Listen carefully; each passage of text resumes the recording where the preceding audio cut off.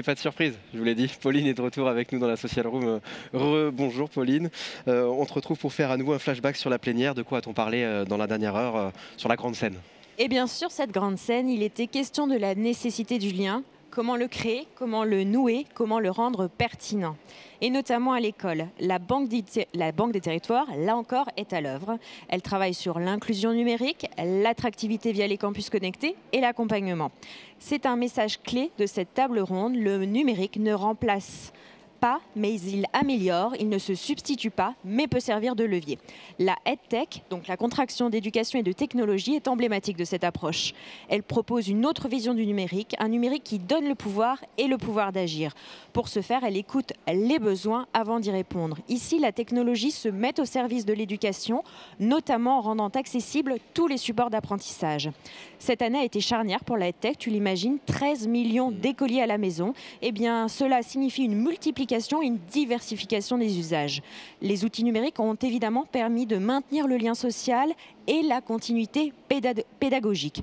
L'adoption de ces outils a été rapide, mais pourtant attention, il reste un important travail de formation à faire. La formule gagnante énoncée lors de cette table ronde se résume en une addition assez simple, 1 plus 1 plus 1. Il faut certes du matériel, mais il faut savoir l'utiliser et disposer des ressources adéquates. Et le lien est évidemment central lorsqu'on parle de santé, Pauline.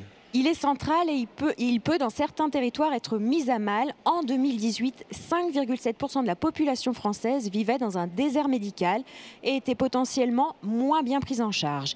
Les élus locaux, de leur côté, sont de plus en plus sollicités par des citoyens qui attendent des solutions. La Banque des territoires a répondu présente et a investi notamment dans des solutions de télémédecine et de plateformes de services à destination des territoires. Là encore, le numérique joue un rôle important pour fluidifier le parcours de santé et permettre une prise en charge plus rapide et plus efficace des patients. Les hôpitaux, tu le sais, ont été fortement sollicités depuis le début de la pandémie et ils ont bénéficié également du soutien de la Banque des territoires. Patrick Martinez, directeur régional Nouvelle-Aquitaine, donc de la Banque des territoires, était présent sur la grande scène pour présenter la convention qui vient d'être signée avec le CHU de Bordeaux. Avec cette convention, c'est l'ensemble du CHU qui va être rénové. Tu imagines 10 ans de travaux et à la clé, un environnement de travail évidemment totalement renouvelé et surtout 14 000 emplois. Et c'est un sujet qu'on a abordé ici même en Social Room également. Bien. Merci beaucoup, Pauline. À tout à l'heure. À tout à l'heure. Effectivement, nous on va conclure cette Social Room ici au Printemps des Territoires. C'était un grand plaisir d'être avec vous toute cette journée, cette longue journée depuis 9h30 ce matin. J'espère que vous avez apprécié le format qu'on vous a proposé en digital. J'imagine que vous étiez derrière votre ordinateur, au travail, chez vous.